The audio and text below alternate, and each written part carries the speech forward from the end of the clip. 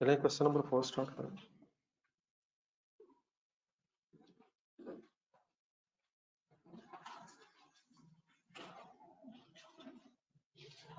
कल वाला क्लियर हो गया था प्लीज? कोई कंफ्यूजन तो नहीं कल से रिलेटेड? जी ऑनलाइन स्टूडेंट्स, आवाज ठीक है?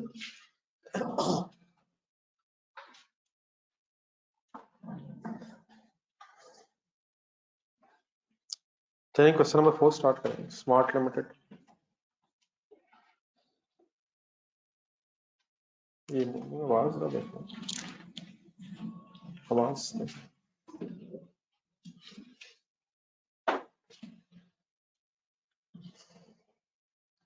ये सर क्वेश्चन की तरह रिक्वायरमेंट देख लें। क्वेश्चन नंबर 4 एक तो वही है जो कल रिक्वायरमेंट थी, prepare a month wise cash budget, लेकिन क्वार्टर एंडेड अब हो गया 31 दिसंबर 2009, तो रेलिवेंट मंथ्स हो जाएंगे अक्टूबर, नवंबर और दिसंबर। लेकिन एक एक्स्ट्रा रिक्वायरमेंट है, prepare a budgeted profit and loss account for the quarter ended 31 दिसंबर 2009। तो एक budgeted profit and loss statement भी बनानी है, लेकिन ये मंथ वाइज नहीं बनानी, ये क्वार्टर की बनानी है। तो ए रिक्वायरमेंट में कैश बेसिस पे सोचना, और बी रिक्वायरमेंट में प्रॉफिट एंड लॉस स्टेटमेंट बनाते हुए अक्रूवल बेसिस पे sales, cost of sales, gross profit etcetera figures ढूंढनी। बहरहाल कैश बजट जेब में रखे पड़े पहले data. Smart Limited has prepared a forecast for the quarter ending 31st December 2009, which is based on the following projections. Sales for the period October 2009 to January 2010 has been projected as under।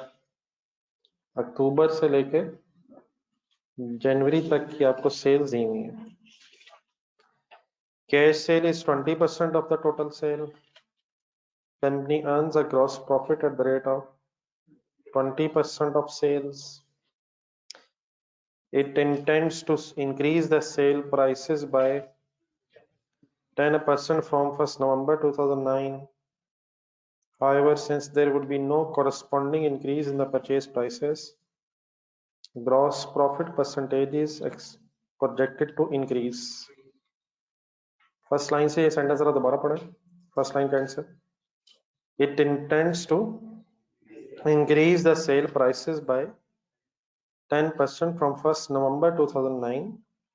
अगर 100 rupees sale price थी तो 110 हो जाएगी with effect from 1st नवंबर।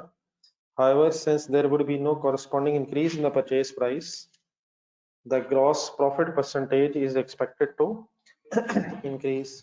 क्या बढ़ेगा? क्या as it is रहेगा? Therefore क्या फिर बढ़ेगा ही? Then वो कहता है effect of increase in sale price has been incorporated in the above figures. तो किस महीने से बढ़नी है? नवंबर से। तो ये जो ऊपर प्राइसेस दी हुई है नवंबर से, क्या इनमें इस इंक्रीज का इफेक्ट आ रहा है? असल में सर सिचुएशन कुछ इस तरह से है कि आपका फर्स्ट लाइन में, इस पैराग्राफ में फर्स्ट लाइन में ग्रॉस प्रॉफिट परसेंटेज दी हुई है 20%, सेल्स का 20%। इसका मतलब फिर ये हुआ कि अगर 100 सेल्स है, ग्रॉस प्रॉफिट अगर 20 है, तो फिर कॉस्ट ऑफ सेल्स 80 होगी। लेकिन 1 नवंबर से, अब जरा दोबारा देखें जरा, क्या तो बढ़ रहा है, 110 हो रही है सेल प्राइस, 10% बढ़ के। लेकिन अगर कॉस्ट में चेंज नहीं है तो फिर ग्रॉस प्रॉफिट अकॉर्डिंगली इफेक्ट हो जाएगा। और जो प्राइसेस का इफेक्ट है वो इन फिगर्स में ऑलरेडी आ रहा है, विच मींस अगर आपने नवंबर की सेल से कॉस्ट ऑफ सेल निकालनी होगी तो नवंबर की सेल डिवाइडेड बाय 100 नहीं करेंगे, फिर वो 110 इंटू 80 करके वर्किंग करनी पड़ेगी। ये जरा मेंशन कर लें जरा। अक्टूबर से नवंबर से पहले एग्जिस्टिंग सिचुएशन ये है, और फिर नवंबर से रिवाइज सिचुएशन। ये जो सेल प्राइस है, क्या ये हमेशा तभी बढ़ाते हैं जब आपकी परचेज प्राइस बढ़ रही हो? हो भी सकता है कि आपने प्राइस इसलिए बढ़ाई कि आपकी अपनी परचेज प्राइस बढ़ गई है, लेकिन ये भी हो सकता है कि आप अपना प्रॉफिट बढ़ाने के लिए प्राइसेस सेल प्राइसेस को इंक्रीज कर रहे हो। इट इज नॉट नेसेसरी कि आप हमेशा परचेज प्राइस बढ़ने की वजह से ही अपनी सेल प्राइस एडजस्ट कर रहे हो। अपना प्रॉफिट मार्जिन बढ़ाने के लिए भी आप सेल प्राइस बढ़ा सकते हैं। Any confusion please?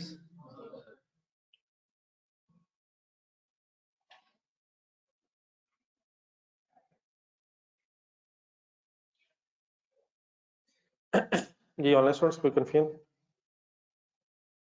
चलो आगे। Point number 1 sir, all debtors are allowed 45 days credit and are expected to settle promptly का मतलब कितने दिन क्रेडिट के हैं? और expected to settle promptly means क्या पैसे 45 दिनों में मिल जाएंगे? फौरन मतलब होता है ना वैसे तो promptly का, लेकिन फौरन का मतलब ये कैश सेल नहीं है। अगर 45 डेज एप्लीकेबल है तो मीन्स उसे शायद 45 से डिले नहीं होंगे। Smart Limited follows a policy of maintaining stock equal to the projected sale of the next month। पिछला क्वेश्चन देखें जो कल कर रहे थे, क्वेश्चन नंबर 3, उसमें शायद 80% of the projected sale of the next month था। तो आज पॉलिसी जो हो गई है इक्वल टू मींस 100% शायद। Number 3, all creditors are paid in the month following delivery. अगर अक्टूबर की परचेज है तो नवंबर में फॉलोइंग डिलीवरी, लेकिन 10% of all purchases are cash purchases. It means 10 और 90% कैश और क्रेडिट का भी इफेक्ट होगा। Number 4, marketing expenses for October are estimated at 3 lakh. 50% of these expenses are fixed, whereas remaining amount varies in line with the sale value of sale, whereas centerline करा रहा।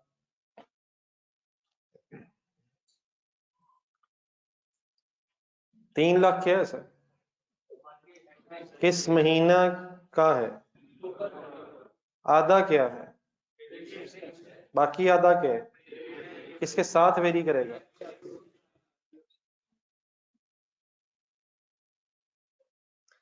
ऊपर जरा data देखें, मुझे नवंबर के मार्केटिंग एक्सपेंसेस बताएंगे जरा calculator में।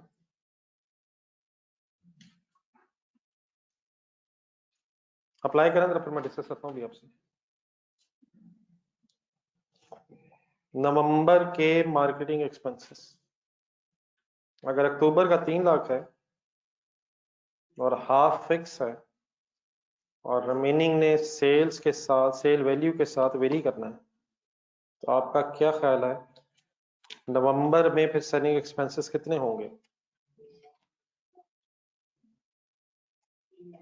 वर्किंग करने से है सर, कोशिश करेंगे तो फिर ये बाकी इंशाल्लाह फिर डिस्कस करते हैं, ट्राई करें।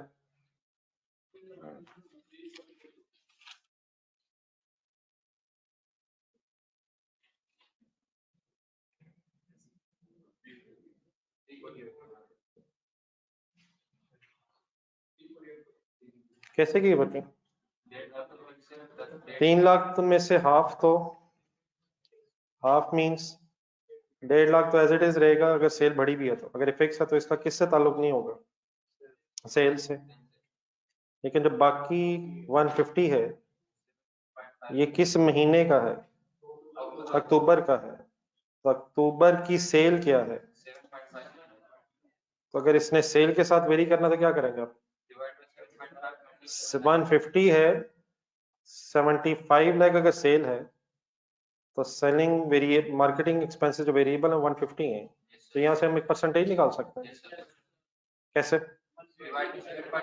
150 डिवाइडेड बाय 75 लाख तक। एक मिनट सॉल्व करें जरा। एक परसेंटेज बन रही है। किस चीज की परसेंटेज है? पूरे वर्ड्स बोले जरा। Marketing expenses are 2% of sales. अब अगर सेल्स की अमाउंट कम या ज्यादा होगी तो क्या ये 2% चेंज होगा या 2% की बेस पे अमाउंट चेंज होगी? परसेंटेज वेरिएबल की सेम रहेगी लेकिन अमाउंट चेंज हो जाएगी। तो 150 divide by 75 lakh multiplied by 9.9 million is equal to, अब 198 समथिंग हो जाएगा ये। 198 क्या निकला, पूरा बताइएगा क्या है 198 पूरा।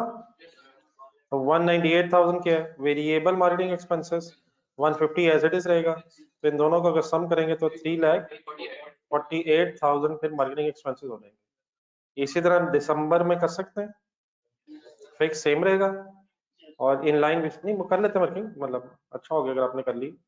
क्या चीज वेरी कर रही है और क्या नहीं कर रही, हाफ वेरी कर रहा है, हाफ वेरी कर रहा है विद सेल्स, और हाफ जो है वो फिक्स है, तो फिक्स एज इट इज रहेगा।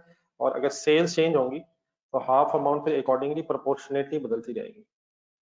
Any confusion please. बाकी फिर दिसंबर और अगर जरूरत पड़ेगी तो जनवरी देखते हैं फिर फिगर्स। जी सेंटेंस भी रहता थोड़ा सा, all expenses are paid in the month in which they are incurred, इसका क्या मीनिंग है? जिस महीने का एक्सपेंस डेबिट होना है उसी महीने कैश क्रेडिट भी होना है। इट मींस जिस महीने का एक्सपेंस है उसी महीने में प्रॉफिट लॉस में भी आना है और उसी महीने कैश बजट में भी क्रेडिट होना है।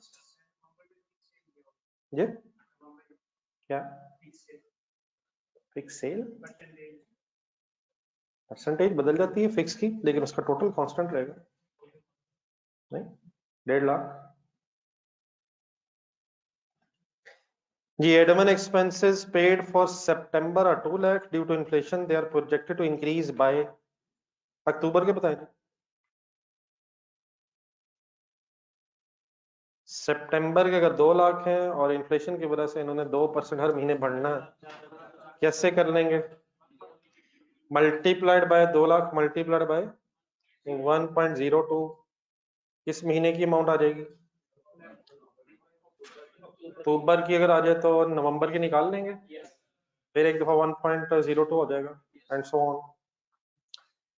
Depreciation is provided at the rate of, depreciation is charged from the date of purchase to the date of disposal। अब depreciation कैश बजट में तो नहीं आएगी, लेकिन आपने प्रॉफिट लॉस स्टेटमेंट बनानी है, उसमें फिर एज एन एक्सपेंस रिकॉर्ड करेंगे। देन नंबर 7, एक कुछ पुरानी चीज भी छोटी सी बीच में आएगी। on 31st October 2009 office equipment having book value of rupees 5 lakh which is 40% of the cost on 1st October 2009 would be replaced at a cost of rupees 2 million after adjustment of the trade-in allowance of rupees 3 lakh। the balance would have to be paid in cash। Full concentration sir एक दफा पढ़ें, एक छोटी सी working भी कीजिएगा और एक दो क्वेश्चंस भी जरा आंसर करने की कोशिश कीजिएगा, पढ़े जरा।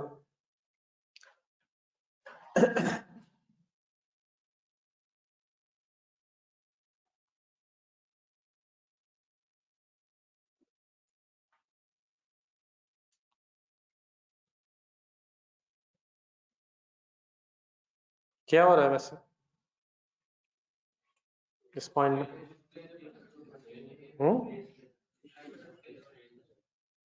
कोई एक्सचेंज हो रहा है सर? सोच के डेट बताएं, किस डेट पे एक्सचेंज होनी है?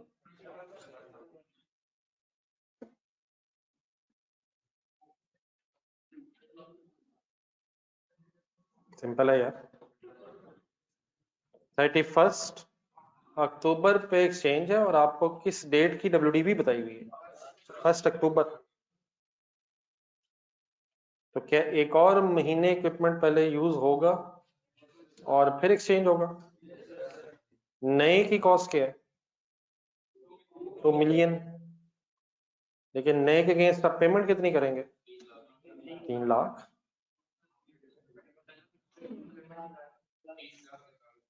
3 लाख।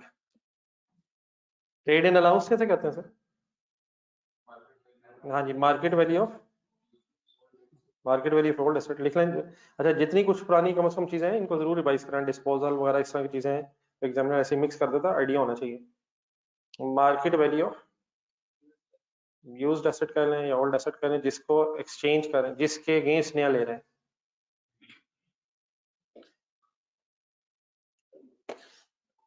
क्या मतलब ऐसे market value of old asset? जब आप एक्सचेंज करेंगे तो क्या होगा? क्या और क्या देंगे और क्या लेंगे? पुराना एसेट और कैश देंगे और उसकी जगह नया लेंगे। तो पुराना एसेट कितने का मार्केट में है उसको ट्रेड एंड अलाउंस बोलते हैं। तो 20 लाख का अगर एसेट है और 3 लाख पुराने एसेट की मार्केट वैल्यू है, तो आपको कितना फर्दर देना पड़ेगा? अगर फॉर एग्जांपल आप ये ना एक्सचेंज करते तो सिंपली ये 20 लाख का एसेट है, लेकिन अगर पुराने के साथ एक्सचेंज कर रहे हैं तो पुराना आप 3 लाख अगर मार्केट वैल्यू का दे रहे हैं, तो आपको फिर balancing figure 17 lakh rupees cash की देनी पड़ेगी। ठीक है प्लीज? तो ट्रेड एंड अलाउंस पे करना पड़ता है या ये बच जाता है? ये नहीं पे करना पड़ेगा ना, ये तो आपने पुराना एसेट के तौर पे दे दिए। तो 17 लाख फिर कैश पेमेंट है। और फाइनली ये जो market value of old asset है, फिर इसे WDV of the old asset से कंपेयर करके इस ओल्ड एसेट का गेन या लॉस कैलकुलेट करेंगे। तो पुराने एसेट की डिस्पोजल रिकॉर्ड होती है at the time of exchange, और उसकी जगह फिर नया एसेट जो खरीदते हैं आप, उसकी परचेज रिकॉर्ड करेंगे। तो what is the date of exchange please? लेकिन आपको 1 अक्टूबर की डेट दी हुई है, तो 1 अक्टूबर की WDV देने का मतलब 1 महीने की डेप्रिसिएशन आप ओल्ड एसेट पे चार्ज करके पहले WDV निकालेंगे 31 अक्टूबर की, और फिर उसकी डिस्पोजल रिकॉर्ड होगी, और फिर जो नया इक्विपमेंट आएगा उसकी कितने मंथ्स की डेप्रिसिएशन चार्ज करेंगे। नीचे रिक्वायरमेंट देखे ना, क्वार्टर की वर्किंग होनी है, कौन से महीने की किस पे और कौन कौन से की किस पे। अक्टूबर की डेप्रिसिएशन ओल्ड एसेट पे, और उसके बाद नवंबर और दिसंबर फिर न्यू एसेट शायद यूज हो रहा होगा। बाकी अभी मैं डिटेल में बात करूंगा, प्लीज दोबारा फिर वर्किंग कीजिएगा मेरे साथ।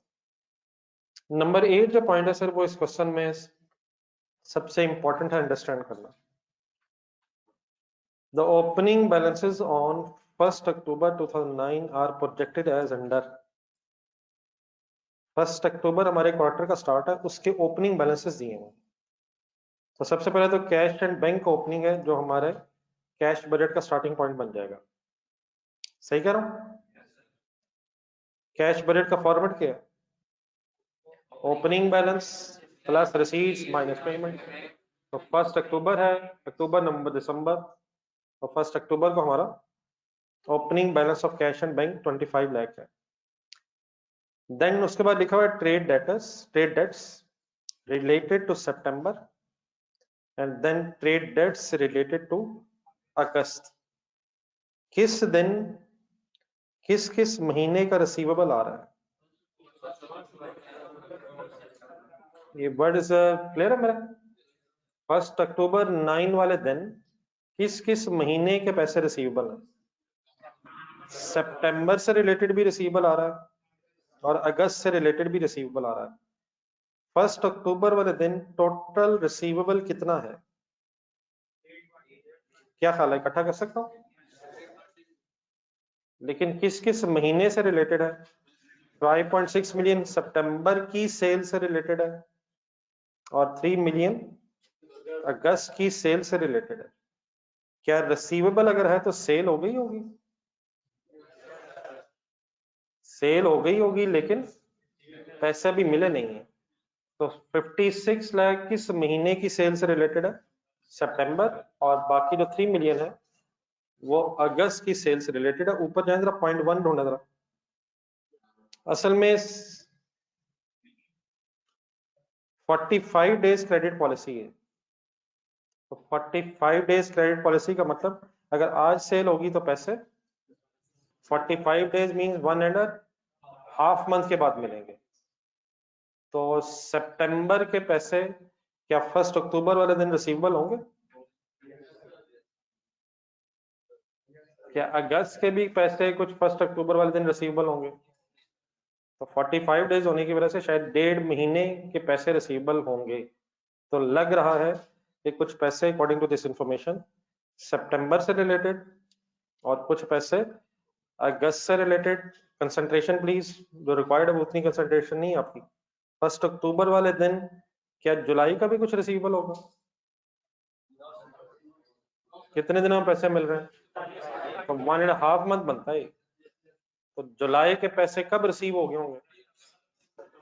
सितंबर से पहले पहले रिसीव हो जाने चाहिए। टोटल करना, बाकी पर डिस्कस करता हूँ जी, वो भी डिटेल में बात करता हूँ। देन फिक्स्ड एसेट्स की कॉस्ट दी हुई है। वंस अगेन 1 अक्टूबर का बैलेंस है 8 मिलियन दिया हुआ है, ब्रैकेट में लिखा हुआ है 20% आर फुली डेप्रिशिएटेड। अगर एसेट्स हैं आपके फिक्स्ड एसेट्स में, तो क्या उन पे को फर्दर डेप्रिसिएशन चार्ज करेंगे? फुली डेप्रिशिएटेड के वैसे मीनिंग क्या होता है? जिन पे जितनी डेप्रिसिएशन चार्ज होनी थी वो हो चुकी है, तो उन पे फर्दर डेप्रिसिएशन चार्ज नहीं होनी चाहिए। ऊपर पॉइंट नंबर 6 में है डेप्रिसिएशन का मेथड क्या है, और अगर रेट दिया हुआ है तो किससे मल्टीप्लाई करेंगे? कॉस्ट से मल्टीप्लाई होता है या डब्ल्यूडीवी से? हर साल रिड्यूसिंग बैलेंस मेथड में क्या हो रहा होता है? फर्स्ट ईयर रेट कॉस्ट से मल्टीप्लाई होता है सर, और सेकंड ईयर से ऑनवर्ड्स डब्ल्यूडीवी से मल्टीप्लाई होता है। तो जिससे कौन फॉर्मेट बना?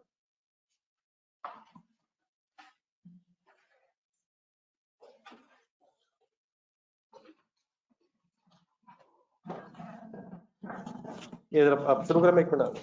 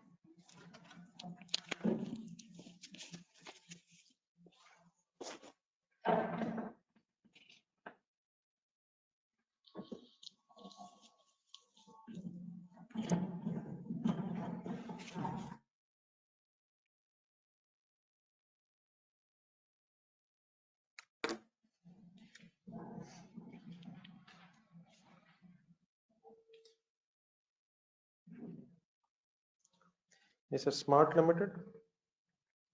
Requirement A, month wise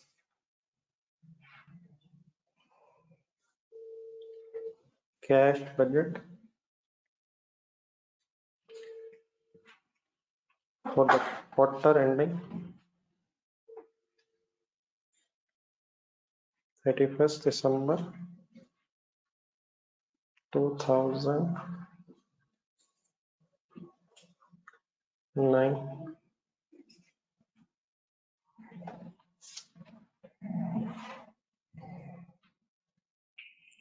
ji, relevant months are October, November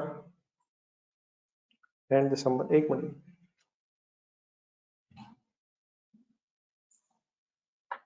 ji, rupees इनका डिसीजन ले लें। 1000 में डाटा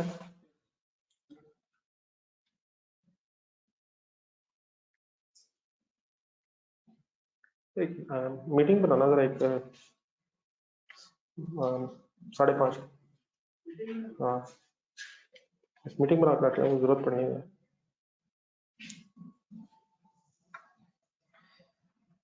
जी सर, कल काफी कुछ हो गया डिस्कस। नई चीजें जो आई हैं वो इंशाल्लाह मैं डिस्कस करता हूँ, बाकी जो चीजें रिपीट होंगी वो जरा आप हेल्प करें जी। स्टार्टिंग पॉइंट ढूंढे। ओपनिंग बैलेंस किसका? स्टॉक का। Opening balance of cash and bank 2500 in thousands।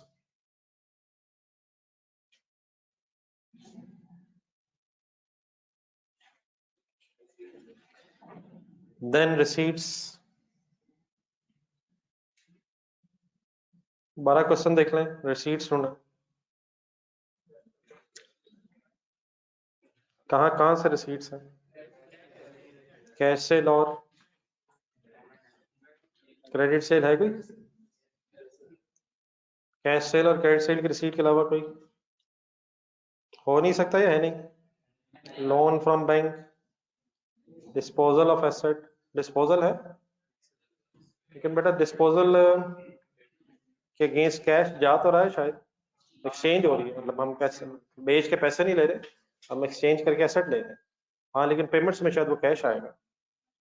कितना कैश जा रहा है? 17 लाख या 20 लाख, तो वो फिर पेमेंट्स में याद रखना है। तो आज जरा receipts from customers,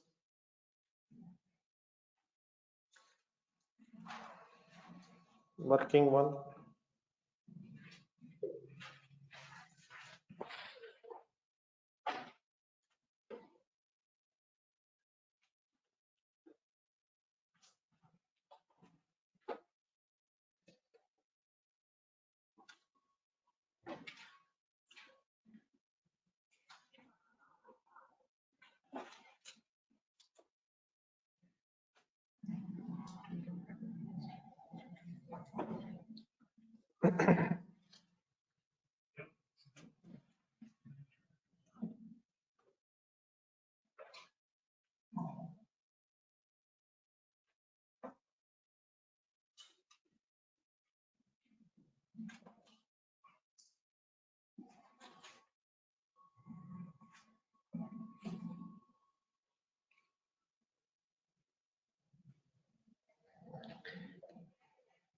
ji sir, थोड़ी सी करवा दें वर्किंग। अक्टूबर, नवंबर, दिसंबर,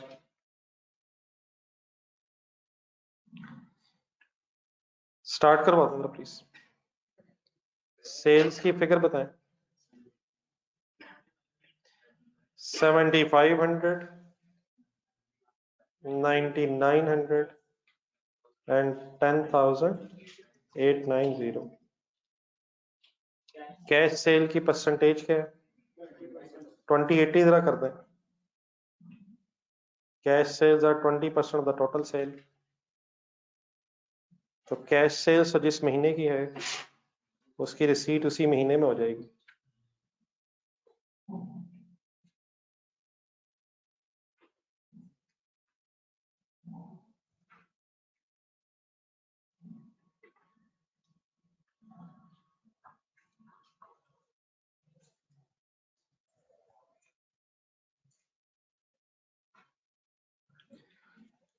$1,500, नेक्स्ट वन 1980, 2178। तो ये तो कैश सेल की रिसीट इन्हीं रिस्पेक्टिव मंथ्स में आ जाएगी। बैलेंसिंग फिगर अक्टूबर की क्रेडिट सेल 6,000, 7920 एंड 8712।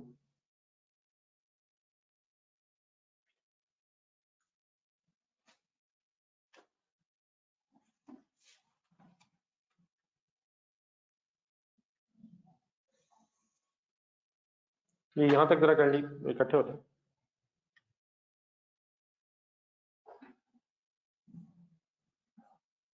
जी बेटा ऑनलाइन ठीक है यहां तक?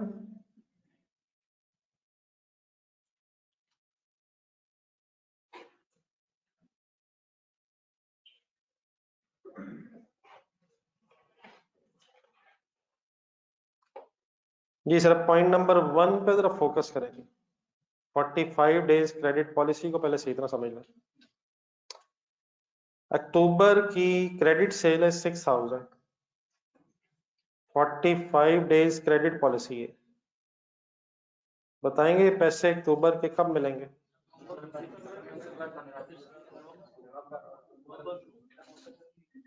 अक्टूबर की credit sale 45 days policy and settlement promptly. अक्टूबर के पैसे कब मिलेंगे? नवंबर में कब?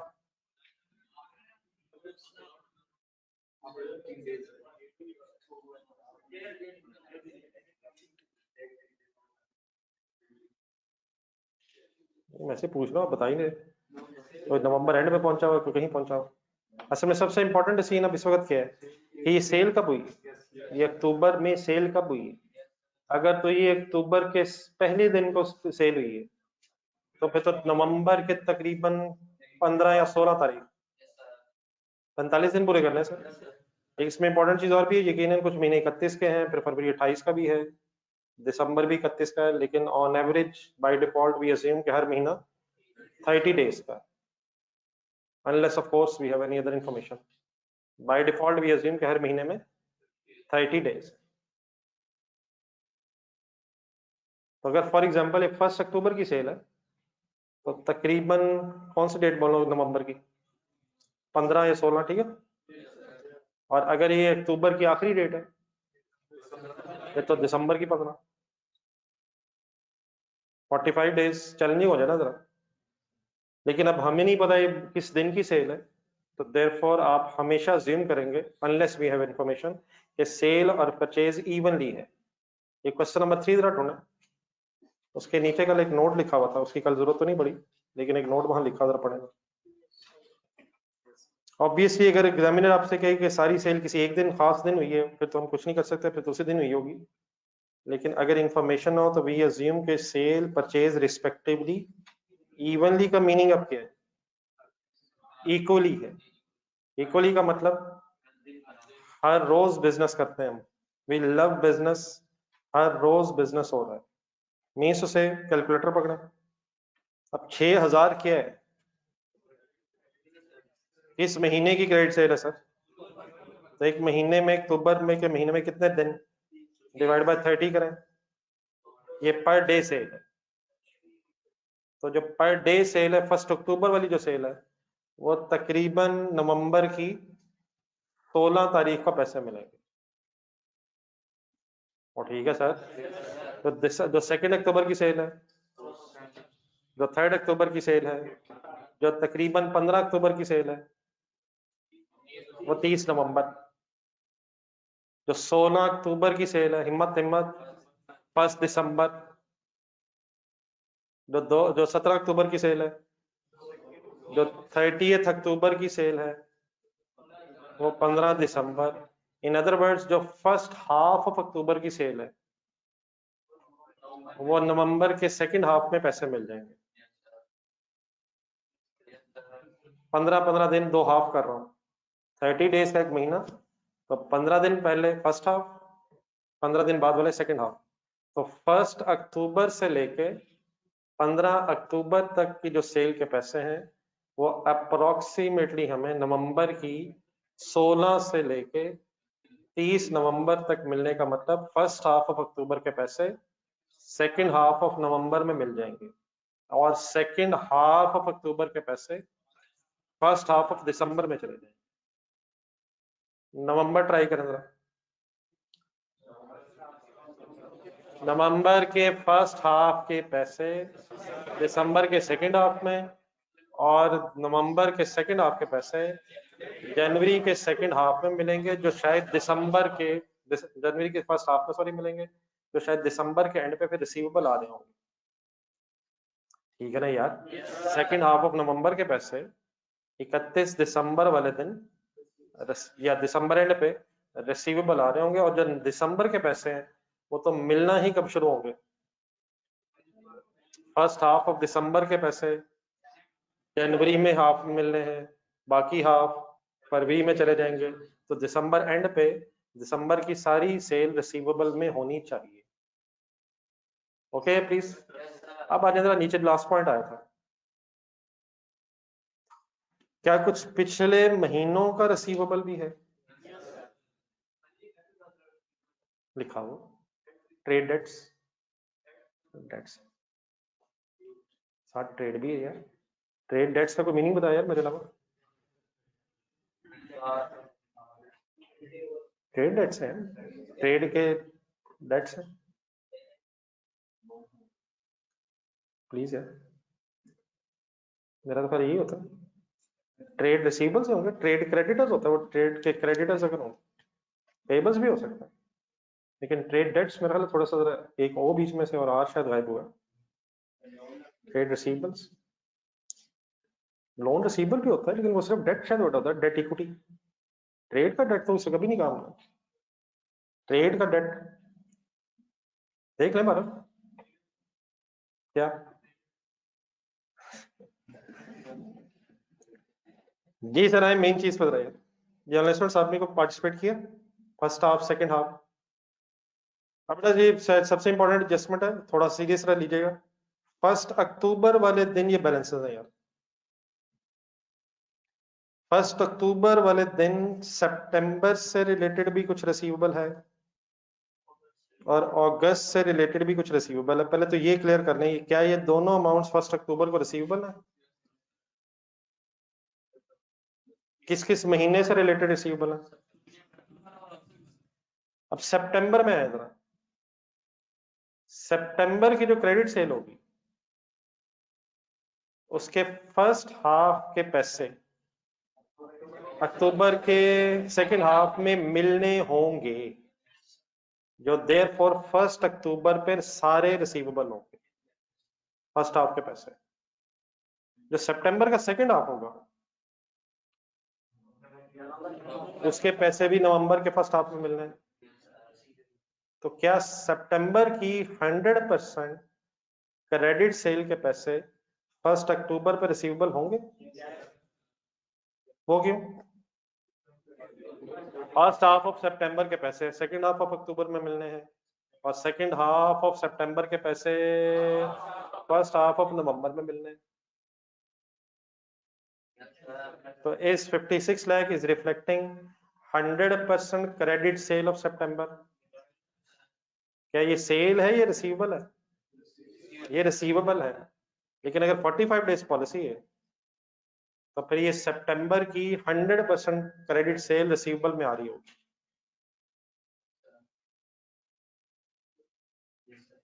दाना सर, अब अगस्त के पैसे रिसीवेबल में कैसे आ सकते हैं 1 अक्टूबर को? जरा अगस्त में जाए, अगस्त में जाए, अगस्त में जाए। अगस्त की जो सेल है उसका जो फर्स्ट हाफ की जो सेल है वो पैसे कब मिल गए होंगे? सितंबर के सेकंड हाफ में क्यों मिल गए होंगे? क्योंकि उनके 45 डेज होते जा रहे होंगे और प्रॉम्प्टली पैसे मिलने हैं। लेकिन जो अगस्त के सेकंड हाफ के पैसे हैं वो अक्टूबर की फर्स्ट डेट पे इसलिए रिसीवेबल होंगे क्योंकि उन्होंने अक्टूबर के फर्स्ट हाफ में रिसीव होना। तो ये जो 3 मिलियन है ये अगस्त की 100% सेल को रिफ्लेक्ट नहीं कर रहा। ये अकॉर्डिंग टू 45 डेज पॉलिसी सिर्फ 15 days means half credit sale को रिफ्लेक्ट कर रहा होगा। और क्या ये जो 5.6 मिलियन है ये सितंबर की 100% क्रेडिट सेल को रिफ्लेक्ट कर रहा है? This is reflecting 100% credit sale of September. पहले जरा ठहर में समझ जाए जरा। And why this 3 million should not reflect 100% credit sale of August? क्योंकि अगस्त के फर्स्ट हाफ के पैसे सितंबर के सेकंड हाफ में रिसीव हो चुके होने चाहिए 1 अक्टूबर को, लेकिन 1 अक्टूबर वाले दिन बिफोर एनी बिजनेस हमारा 3 मिलियन फिर अगस्त के सेकंड हाफ की सेल आ रही होगी, विच मीन्स ये जो अमाउंट है ये 50% ऑफ क्रेडिट सेल ऑफ अगस्त को रिफ्लेक्ट कर रही होगी अमाउंट। अगर एग्रीड है तो ये साथ लिखें।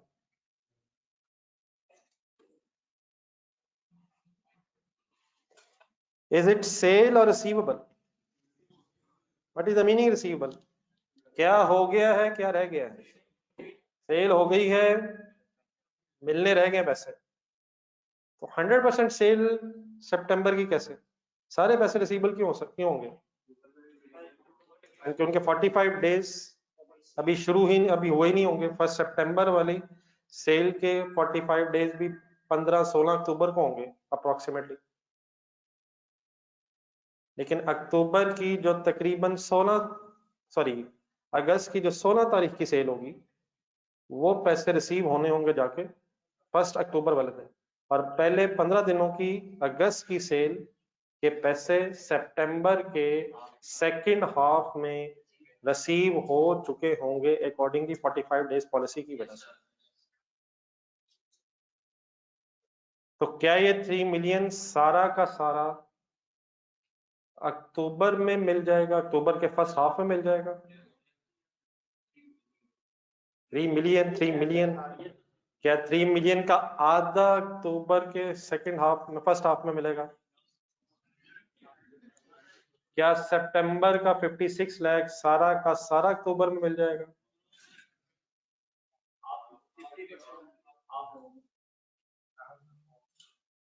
क्या 3 million is reflecting second half sale of August? तो ये second half of sale of August के पैसे अक्टूबर के पहले 15 दिनों में मिल जाएंगे और अक्टूबर में मिल जाएंगे, तो अक्टूबर में ही लिखेंगे। लेकिन जो सितंबर की क्रेडिट सेल के पैसे हैं, इसमें से आधे किस महीने में और आधे किस महीने में? आधे अक्टूबर के सेकंड हाफ में, मींस अक्टूबर में, और बाकी आधे नवंबर के फर्स्ट हाफ में, मींस नवंबर में लिखेंगे। अब यकीन हमने मंथ्स आधे आधे नहीं करना है, चाहे पहले हाफ में मिले पैसे या सेकंड हाफ में मिले किसी एक महीने में, उसी महीने के अंदर आ तो जाएंगे। लेकिन सितंबर की 5.6 मिलियन जो अमाउंट है, इसका हाफ हमें अक्टूबर में मिलेगा और सेकंड जो हाफ रह जाएगा वो फिर 15 सितंबर से लेकर जो 30 सितंबर वाला है वो नवंबर के फर्स्ट हाफ में मिल रहा होगा। ये प्रॉब्लम कल वैसे क्यों नहीं आई है? जरा कल वाला क्वेश्चन नंबर 3 देखें, कल इस तरह की सिचुएशन क्यों नहीं आई? कल जरा शायद 30 डेज थे, सॉरी एक था शायद अगले महीने और बाद में 2 महीने, तो मतलब राउंड आ रहे थे 30 डेज या 60 डेज, तो पूरा पूरा महीना आ रहा था। यहाँ जरा 45 डेज की वजह से एक महीना और बाद में फिर आधा महीना काउंट हो रहा है। आई होप कि कुछ समझ आ गई बात। आए आप ट्राई करें, फिर कंप्लीट करें। बताएं अक्टूबर में कहां से शुरू करूं? क्या अक्टूबर में को पैसे फ्रॉम अगस्त रिसीवेबल आएंगे? जी ऑनेस्ट फ्रेंड्स बताएं क्या लिखूं यहाँ? इसका हाफ होगा 3000, ये ऑलरेडी ही हाफ होगा। ये ऑलरेडी ही हाफ क्यों होगा? क्योंकि अगस्त के फर्स्ट हाफ के पैसे would not be receivable on 1 October, second half के ही हो सकते हैं। और जब सेकंड हाफ के पैसे अक्टूबर में मिलने चाहिए according to 45 days policy. Final है सर 3 मिलियन। और फ्रॉम सितंबर, अक्टूबर में कितने लिखूं और नवंबर में? अब समझ आ रहा है प्लीज हाफ क्यों हो रहा है? 2800 अक्टूबर में एंड रिमेनिंग 2800 नवंबर में। तो 3 मिलियन हाफ क्यों नहीं हो रहा और सितंबर हाफ हाफ क्यों हो रहा है? Any confusion? बाकी कंप्लीट करें। ये ऑनलाइन स्टूडेंट्स आपको क्लियर है?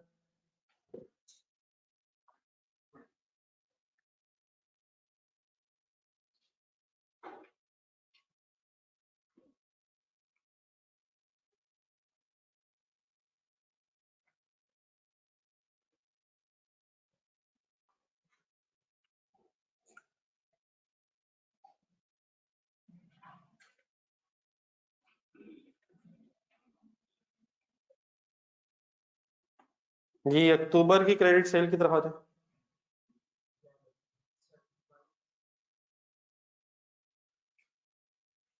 ये बड़ा अगस्त की जो क्रेडिट सेल है उसके जो पहले 15 दिनों के पैसे होंगे वो तो सितंबर की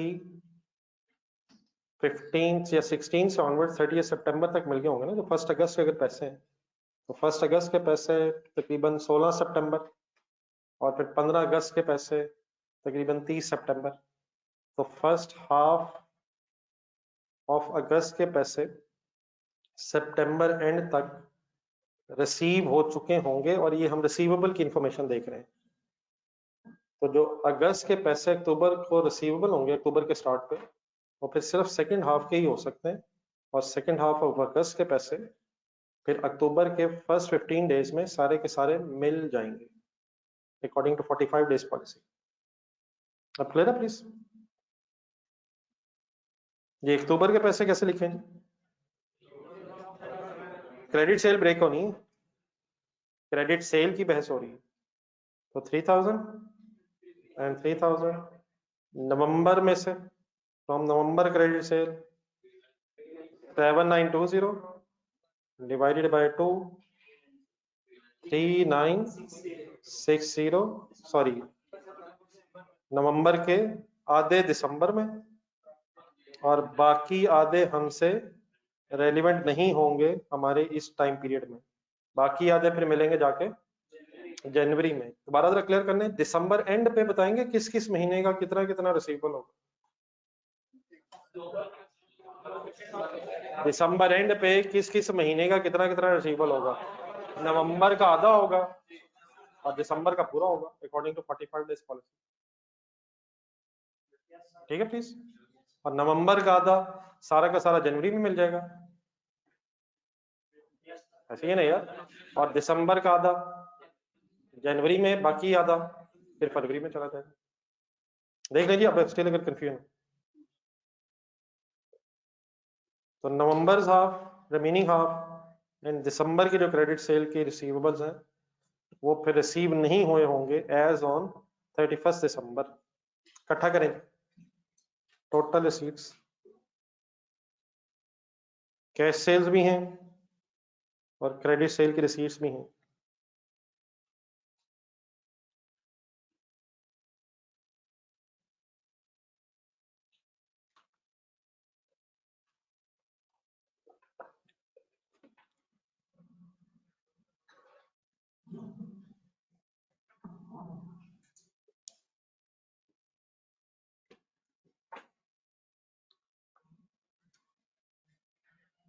जी कहेंगे टोटल अक्टूबर की receipt 7300 7780 9138 cash cell plus credit sale. Tax deduction की परसेंटेज ढूंढना है। अच्छा अगर नहीं है तो खुद से अज्यूम नहीं कर लेनी है, नहीं मतलब होती तो है लेकिन अगर वो रेट देगा तभी कंसिडर करेंगे, otherwise ignore the tax deduction. जी उठाएंगे फिगर, कहाँ कहाँ लिखे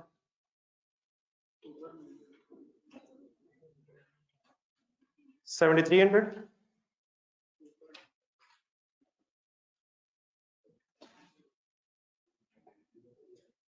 7780 9138।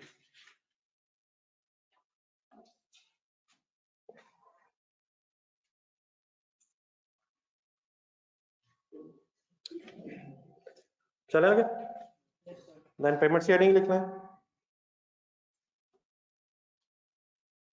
पेमेंट्स की हेडिंग में पहले टू सप्लायर्स पेमेंट कैलकुलेट करवानी है,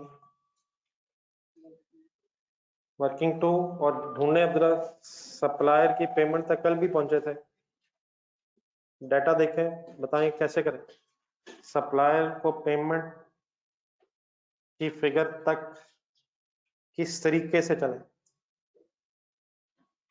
कल वाली वर्किंग एक नजर रिवाइज कर लेना, कल कैसे पहुंचे थे, है कोई इसी इंफॉर्मेशन इस सवाल में। परचेजेस निकालनी थी और फिर पेमेंट तक आए थे, तो आज वही तरीका अडॉप्ट हो सकता है।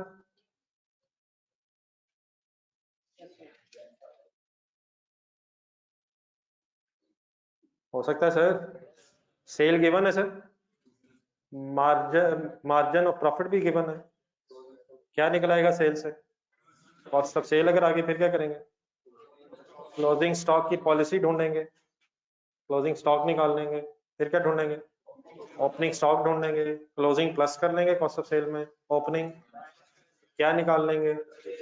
लेकिन कल परचेजेस का कैश और क्रेडिट में ब्रेकअप नहीं पता था, तो आज इसने पॉइंट नंबर 3 में ये भी बताया कि 10% परचेजेस कैश पे भी हैं, तो फिर 10 और 90% होगा। एक डिसीजन और लें जरा, हमें यकीनन वर्किंग करनी है अक्टूबर नवंबर दिसंबर की, किस महीने से शुरू करें, किस महीने की परचेज से शुरू करें। सितंबर की परचेज की क्यों जरूरत है, पेमेंट सितंबर की क्रेडिट परचेज की पेमेंट अक्टूबर में एंड सो ऑन। सोच के बताएं, दिसंबर की परचेज की वर्किंग की जरूरत है? यस सर, आज है। यस सर, आज क्यों है सर? आज क्यों है? 10% कैश परचेज है, तो सितंबर की परचेजेस की जरूरत इसलिए है ताकि उसकी क्रेडिट परचेज की पेमेंट अक्टूबर में आ जाए, और दिसंबर की वर्किंग की जरूरत इसलिए पड़ेगी ताकि 10% कैश परचेज उस पीरियड की पता चले। तो सितंबर, अक्टूबर, नवंबर, दिसंबर के कॉलम्स खोलो। तो रट्टा भी नहीं लगाना कल क्या था और आज क्या डिफरेंस आ गया। कल इंफॉर्मेशन नहीं थी तो सारी परचेज क्रेडिट पे थी। आज अगर इंफॉर्मेशन है तो जिस महीने की परचेज है उस महीने की 10% कैश परचेज की फिगर भी आएगी। Any confusion please?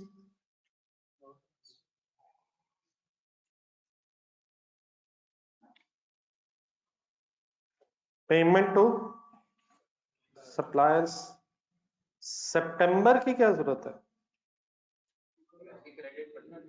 सितंबर की जो कैश परचेज होगी उससे तो हमारा कंसर्न नहीं है, वो तो सितंबर की ही पेमेंट है।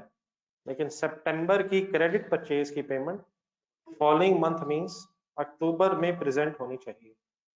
Sorry, September, October, November and December. सिर्फ 2 लाइनें मैंने लिखनी है, 2 लाइनें मुझे लिखवा दें जरा स्टार्टिंग, उसके बाद फिर आपकी तरफ है सारा। सेल्स लिखवाएं, सितंबर की सेल है, सितंबर की सेल है, ढूंढना लीजिएगा, नहीं है। हाँ बन तो जाएगी लेकिन गिवन नहीं है, जरूरत पड़ेगी तो बन जाएगी इंशाल्लाह। तो सितंबर छोड़ दें, एक सेकंड अक्टूबर पे आ जाए। नहीं मतलब सेल अभी नहीं मिलेगी, ढूंढ ली सितंबर की सेल, मिल जाएगी, नीचे इन्फॉर्मेशन है, लेकिन जो गिवन फिगर है उस पर आ जाए पहले। अक्टूबर की लिखवाएं, और प्लीज यार अक्टूबर लिखवा दो यार। 7500, नवंबर 9900, दिसंबर 10890, कॉस्ट ऑफ सेल्स बनवा दो। परसेंटेज बताएं, कॉस्ट ऑफ सेल कितना परसेंट होगी, प्रॉफिट कितना है? हाँ जी, अक्टूबर में 20%, 80% कॉस्ट ऑफ सेल, लेकिन इसकी वर्किंग करनी पड़नी है। बताएं अक्टूबर की कॉस्ट ऑफ सेल क्या होगी? छोड़ दें लिखना, प्लीज छोड़ दें सारा, लिखवा दें फिगर से। 6000 कैसे निकाला आपने? 7500 मल्टीप्लाइड बाय 80% आपने किया होगा, लेकिन आई होप कि आपने भूला नहीं है। 80% का मतलब आपने 80 डिवाइड बाय 100 किया है। नवंबर में करवाएं, नवंबर में करवाएं सर। प्रॉब्लम, नवंबर ढूंढने ऊपर जरा, 100 नहीं रही ये फिगर, नवंबर से ऑनवर्ड 110% की हो गई है। अब सिंपली 80% क्यों नहीं हो सकता? 80% का मतलब 80 बाय 100, और अभी 100 क्यों नहीं रहा? 10% प्राइस इंक्रीजेस का इफेक्ट इसके अंदर मौजूद है। अब क्या करूं? डिवाइडेड बाय 110 और मल्टीप्लाइड बाय 80। वाई 110 मिल गया सबको? कहाँ लिखा हुआ? ढूंढे ढूंढे ढूंढे। प्राइसेस का इफेक्ट पहले से इनकॉर्पोरेट कर दिया गया है, लेकिन किस महीने से? नवंबर से ये प्राइसेस का इफेक्ट आना था, तो डिवाइड बाय 110 ओके है सर। और सिमिलरली दिसंबर में क्या करूं? 10890 डिवाइडेड बाय 110 इंटू 80। नवंबर में फिगर आई 7200 एंड दिसंबर में फिगर आएगी 7920। Any confusion? वर्किंग लिख लीजिएगा जरा, कहीं फिगर लिखना।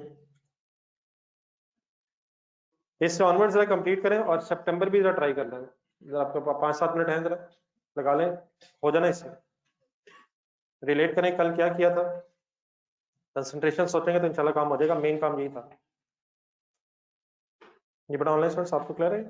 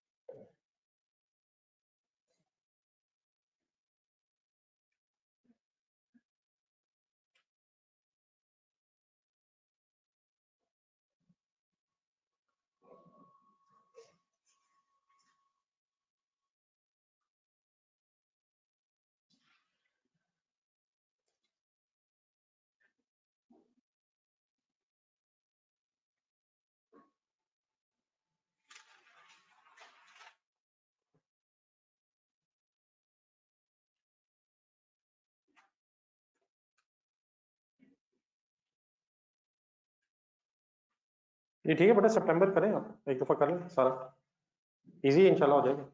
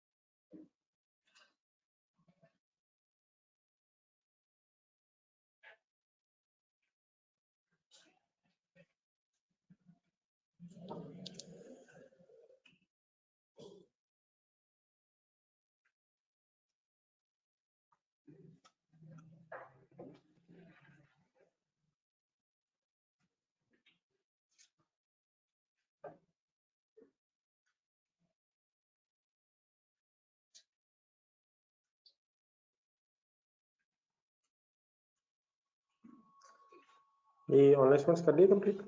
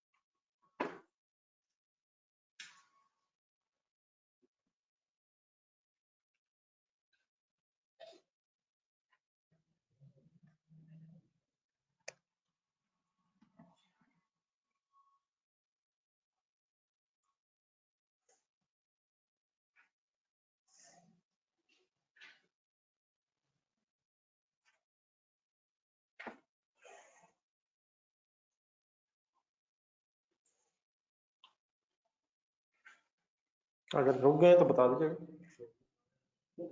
चलो कर रहे हैं कर लें, लेकिन अगर स्टक हो जाए तो बता दो।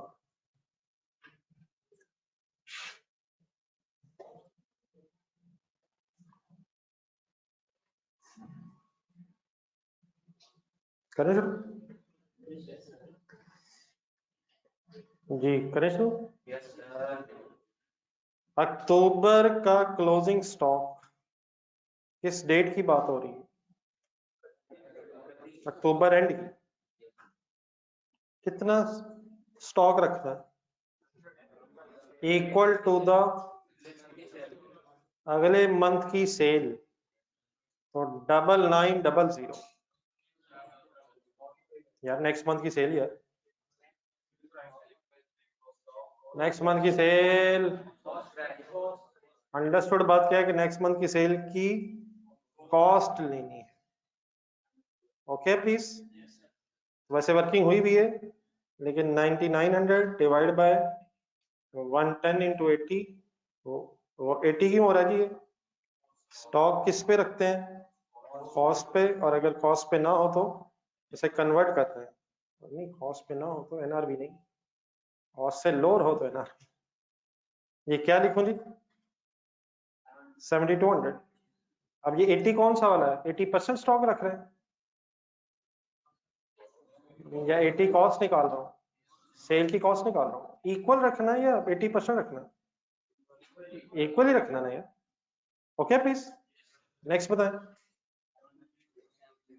नवंबर के एंड पे किस महीने की सेल की कॉस्ट? दिसंबर की सेल की कॉस्ट। दिसंबर में क्या करूं? दिसंबर की सेल बताएं, सॉरी जनवरी की सेल बताएं। 10,000। दिसंबर के एंड पे कर रहा हूं तो जनवरी की सेल की कॉस्ट कैसे निकालूं? Divide by 110 into 80। Round of करके आंसर आया 7273। Any confusion? अब ठहर जाए, अगर कहीं गलती होगी तो एक मिनट रुके। ओपनिंग स्टॉक पे है, एक सेकंड सितंबर इग्नोर करें, सितंबर की भी बात करता हूं।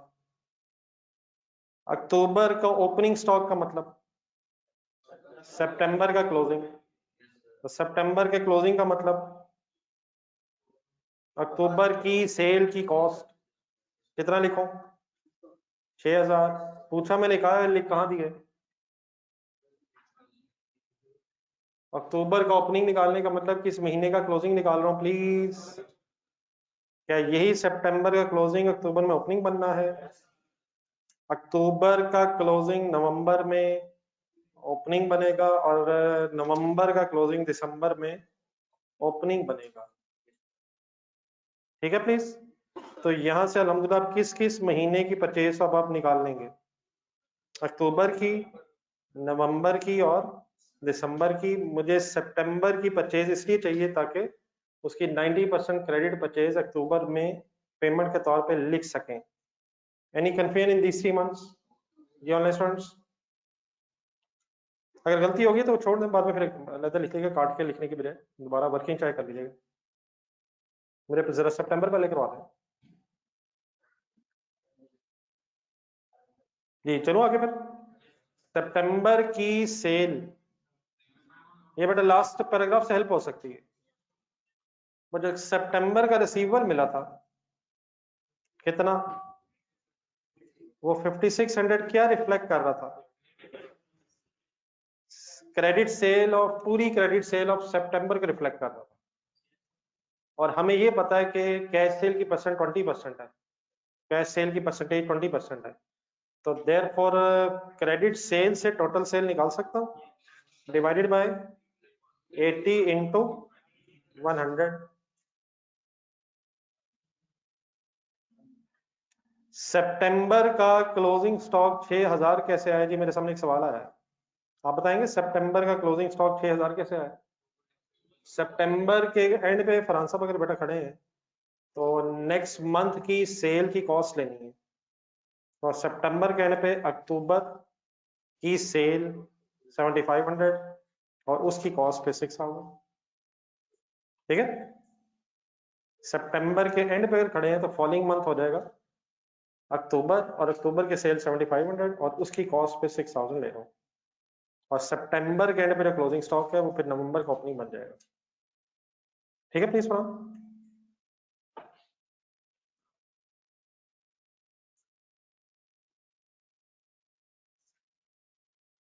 ये फरहान सब ओके प्लीज। जी सर, सेल ऑफ सितंबर क्या है सर? 7000, ठीक है सर। किससे क्या निकाला है? क्रेडिट सेल से टोटल सेल निकालिए। अच्छा, कुछ फिगर्स आपस में मैच होना शुरू हो गई हैं, इन फिगर्स के नाम डिफरेंट है प्लीज। ये 5600 मैंने क्या उठाया? कहां से कहां से, कौन से टेबल से? 0.8 में जो क्रेडिट सेल ऑफ सितंबर थी, ये तो रिसीवेबल था, but this receivable is reflecting 100% credit sale of September, and the percentage of credit sale of September is 80%, तो डिवाइड बाय 80 into 100 से टोटल सेल आई। अब इसकी क्या यहाँ भी सेल प्राइसेस में चेंज आ चुका है? कब से आना था? तो 7000 डिवाइड बाय 100 into 80, आंसर 5600 का मतलब क्रेडिट सेल आ गई। अब ये क्रेडिट सेल की परसेंटेज और प्रॉफिट की परसेंटेज सेम होने की वजह से फिगर्स मैच कर रही है। 5600 क्या प्लीज निकाला है? प्लीज क्या निकाला है? अब मैं सितंबर का अगर ओपनिंग निकालना चाह रहा हूँ, कंसंट्रेट करें यहाँ पे फंसना आपने। सितंबर का अगर ओपनिंग निकालना चाहता हूँ तो इनफैक्ट मैं अगस्त का क्लोजिंग ढूंढ रहा हूँ। तो अगस्त के एंड पे खड़े हो जरा, कौन सा महीना रेलिवेंट होगा अगस्त के एंड में? Following month. सितंबर की सेल क्या है? 7000, उसकी कॉस्ट क्या है?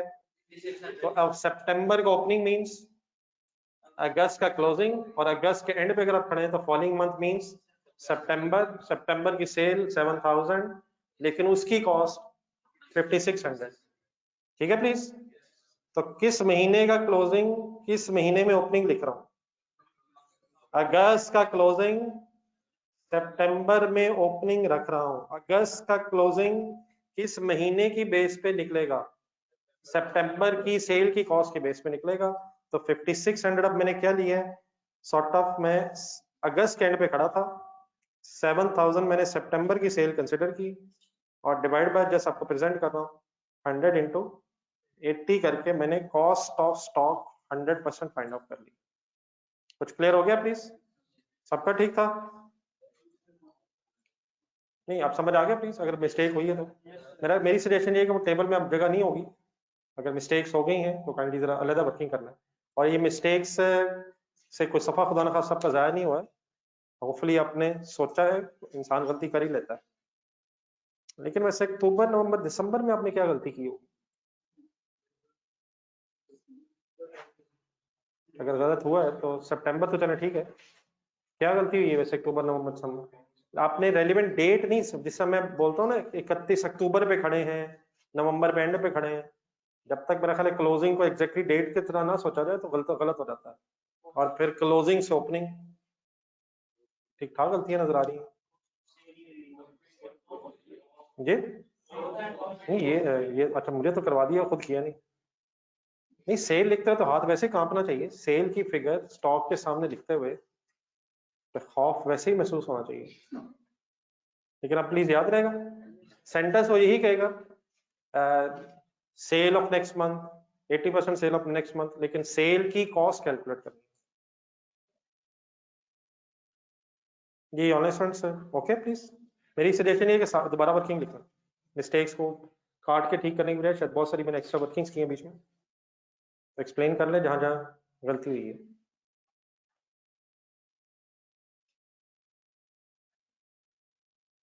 ये बेटा projected sale of next month ही ले रहा हूँ, सितंबर के एंड पे खड़े होके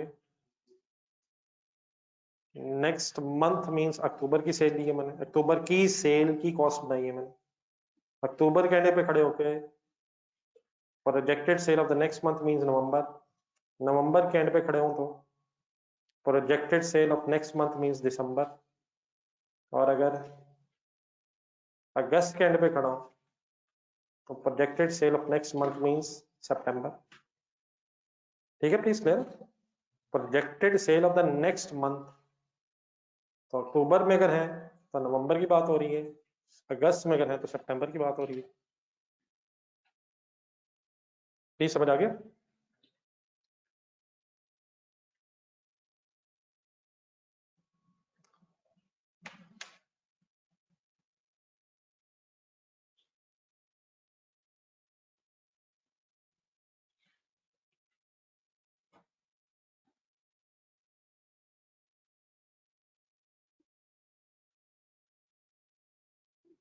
एनी कंफ्यूजन?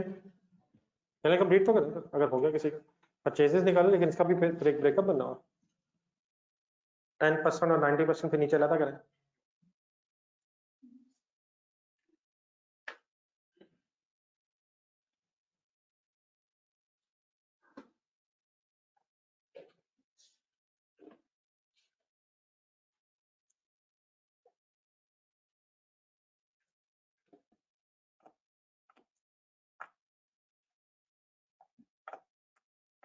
जी ऑनलाइन कहाँ तक पहुंचे?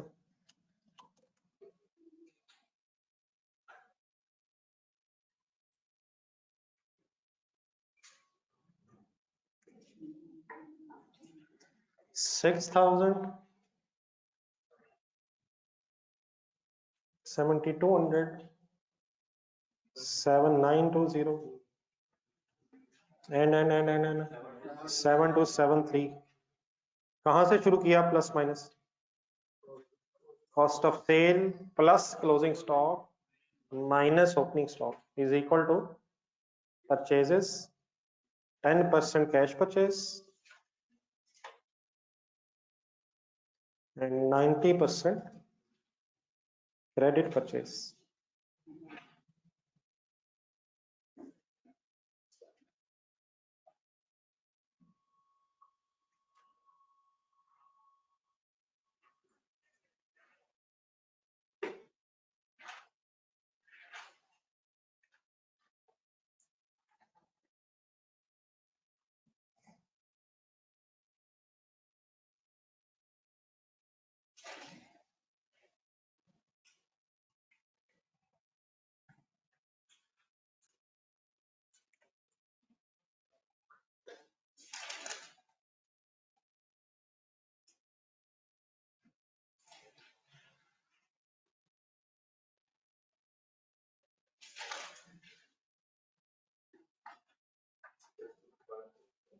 Six five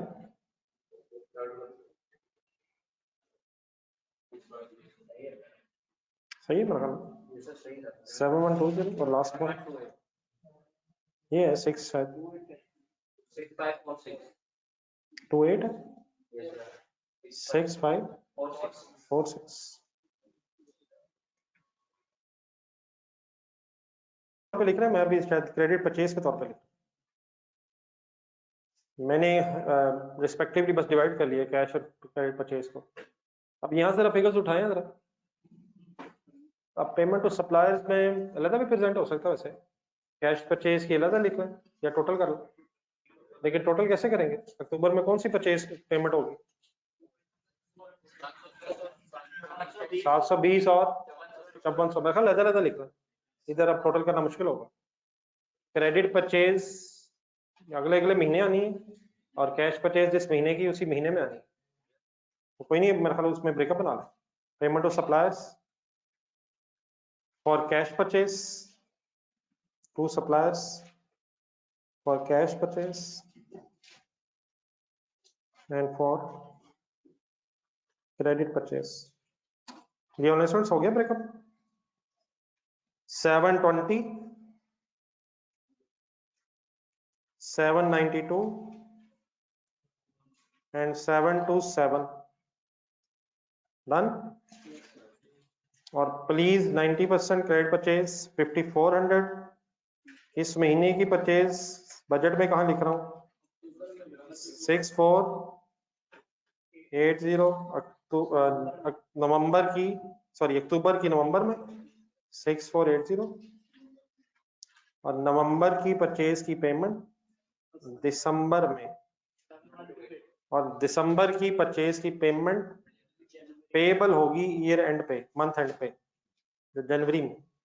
any confusion?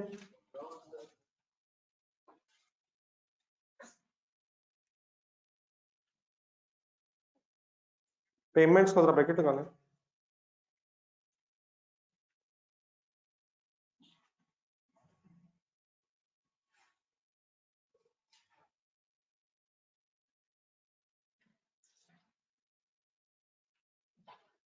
Any question जी प्लीज? चले आगे, 10 मिनट टाइम भी देना जहां तक होता है। मार्केटिंग एक्सपेंसेस फाइनल करें। मार्केटिंग एक्सपेंसेस है नेक्स्ट पॉइंट नंबर 4, अभी आपने अप्लाई करवाया था, कंप्लीट कर। Payment for marketing expenses.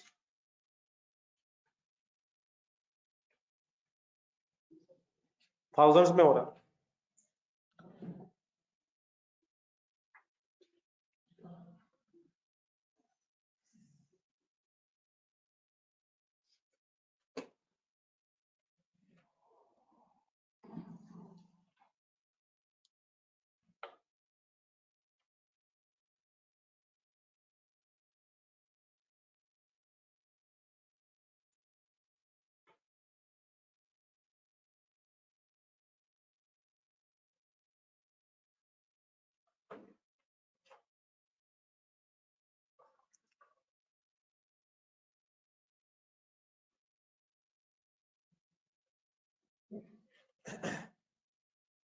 Ji online students,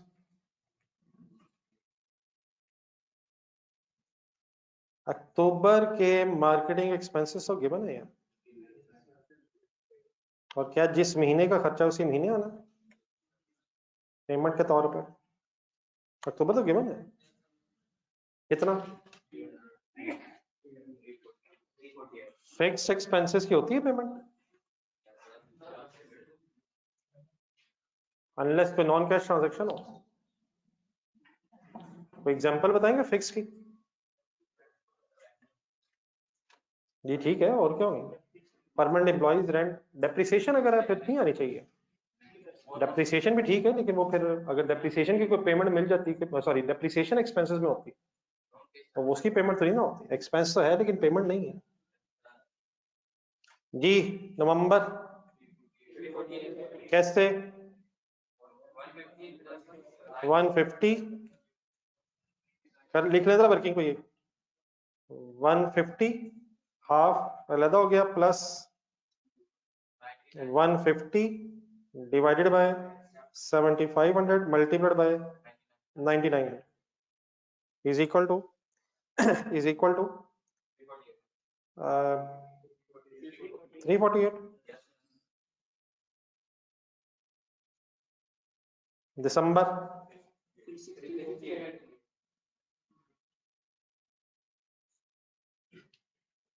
कैसे? 150 कांस्टेंट जाएगा, आगे पता नहीं क्या करूं।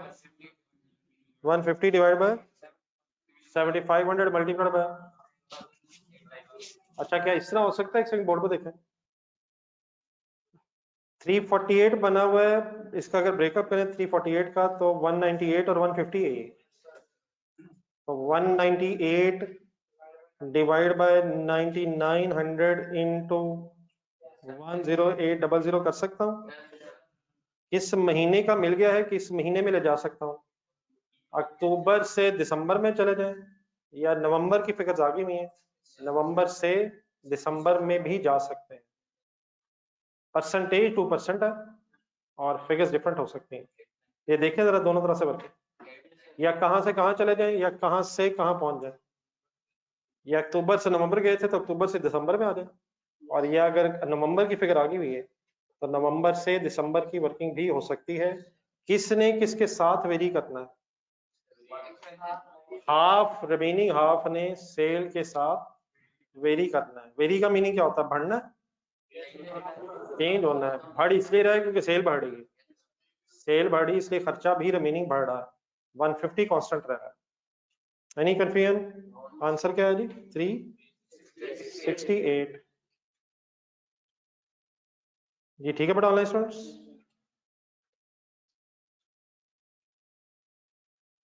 एडमिन एक्सपेंसेस अपने बता दिए थे शायद।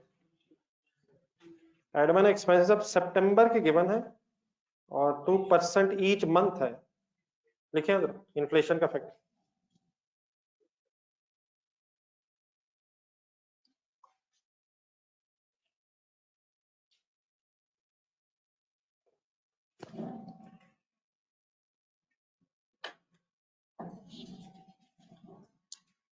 जी कितने 200 सॉरी, लेकिन 200 बेटा सितंबर है, तो जब अक्टूबर में आएंगे तो एक दफा 1.02 का फैक्ट आ जाएगा, तो 200 multiplied by 1.02 is equal to 204 208 हो जाएगा। मैं राउंड ऑफ करेंगे 212, ये कैसे है 208 204 into 1.02 and so on 1.02। और कोई ढूंढने आना है, आना इक्विपमेंट आना है, ये इक्विपमेंट की पेमेंट आनी है, कितनी आनी है पेमेंट ऑफ इक्विपमेंट, तो नए इक्विपमेंट की पेमेंट हो रही है 3 लाख। कैसे 20 लाख माइनस 3 लाख 17 लाख। बताएं किस महीने में लिखूं, किस महीने में लिखूं? अक्टूबर की वैसे एग्जैक्ट डेट कौन सी है, लेकिन चाहे पहली हो या आखिरी हो, अक्टूबर के कॉलम में फिगर आ जाएगी। हर महीने पेमेंट है या अक्टूबर के एंड पे एक दफा पेमेंट है? Any question please, anything else? Depreciation कहाँ नहीं, कहाँ प्रॉफिट एंड लॉस में सोचेंगे, कैश पॉइंट ऑफ व्यू से कैश एक्सपेंस नहीं है, क्या निकाल लेंगे, निकाल लें। ये बड़ा online students please figures okay हैं?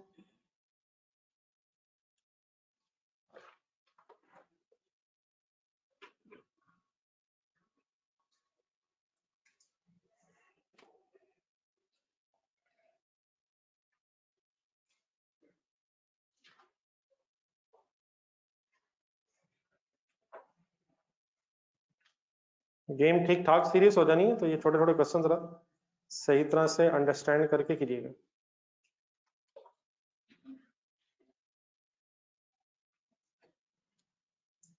मंथ वाइज बेटा करना पड़ेगा, पहले अक्टूबर का क्लोजिंग आएगा तो ओपनिंग नवंबर का बन के फिर क्लोजिंग आएंगे। जो चीजें अब रिपीट हो रही हैं उनको ज़हन में रखने की कोशिश करें।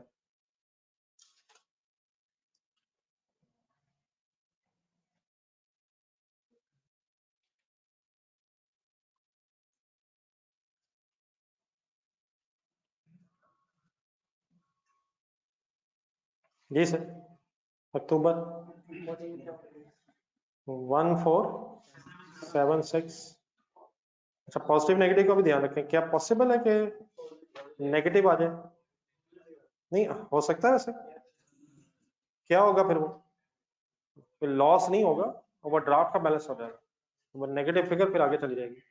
तो positive figure means cash and bank का डेबिट आंसर है, और अगर क्रेडिट बैलेंस आ जाए तो कैश एंड बैंक का credit means overdraft balance है। नवंबर 1428 ब्रॉट डाउन लिख के, and 1428 plus receipts minus payments is equal to 2131। अगर आपसे पूछा जाए दिसंबर का क्लोजिंग कितना है, तो तीनों फिगर्स को प्लस करके बता देंगे। दिसंबर का क्लोजिंग बस यही है जो क्लोजिंग है दिसंबर का, पूरे साल का क्लोजिंग या एज ऑन क्लोजिंग, ये क्लियर है फिगर्स?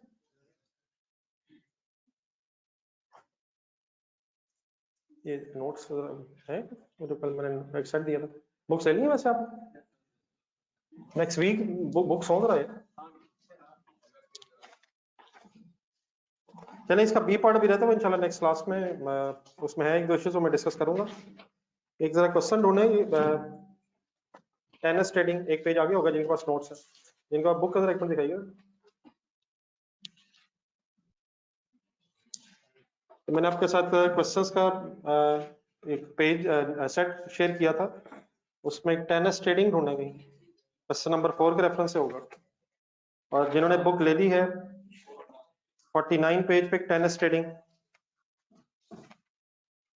एक ये क्वेश्चन रखे होमवर्क, इसने बड़े आराम से इंशाल्लाह होना है, सवाल इसके एक आध मसला बस होगा। ये इसका आंसर आपके नोट्स में भी है नेक्स्ट पेज पे, और बुक में जरा पेज नंबर बताएं जरा ढूंढ के, ये टेनिस ट्रेडिंग का आंसर का पेज नंबर। वैसे तो इंशाल्लाह आंसर ढूंढना आपके लिए इशू नहीं है। पेज नंबर 49 पे क्वेश्चन है, 55। It means in either of the case सब लोगों के पास आंसर भी अवेलेबल है। तो शुरू करें यार, इसमें संडे का दिन वेस्ट ना किया करें, कोशिश करेंगे संडे को कुछ टाइम निकाल के होमवर्क हो जाया करें, ठीक है। इंशाल्लाह फिर थर्सडे को मुलाकात होती है। ये ऑनलाइन स्टूडेंट्स आप भी काइंडली टेनिस ट्रेडिंग, ये आपके साथ कोई जो पीडीएफ शेयर हुआ होगा, और इसके नेक्स्ट पेज पे अगर यही है तो आपके पास आंसर भी है। बाकी इंशाल्लाह उम्मीद है मुझे कि शायद आपको बुक्स भी डिस्पैच होना स्टार्ट होगी और शायद तो नेक्स्ट थर्सडे तो होपफुली आपके पास बुक्स भी आ जाएंगी, ठीक है। प्लीज तो आप लोग भी ट्राई कीजिएगा, एक एक करके क्वेश्चन क्लास में भी डिस्कस करेंगे, एक एक दो जरा होमवर्क रखते रहें ताकि जरा इंडिविजुअल प्रैक्टिस भी हो रहे। ओके, अल्लाह हाफिज। अच्छा एक सॉरी अभी बस एक मिनट चाहिए। ये मगरिब सैटरडे वाले दिन आफ्टर मगरिब एक फर्म के स्टूडेंट्स के साथ एक सेशन हो रहा होता है मेरा, तो जो लोग इंटरेस्टेड हो यू आर इनवाइटेड आफ्टर मगरिब, इंशाल्लाह आज भी होगा, ठीक है सर। तो जो लोग आना चाहे एवरी सैटरडे इंशाल्लाह आफ्टर मगरिब 5:45 तकरीबन मगरिब हो गया, वैसे 5:30 पे स्टार्ट होता है, लेकिन शायद फिर मगरिब पढ़ के ही शुरू करेंगे। अल्लाह हाफिज।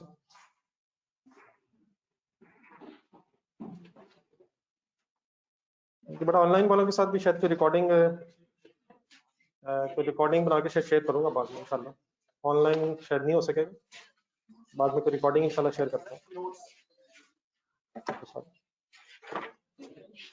अल्लाह हाफिज।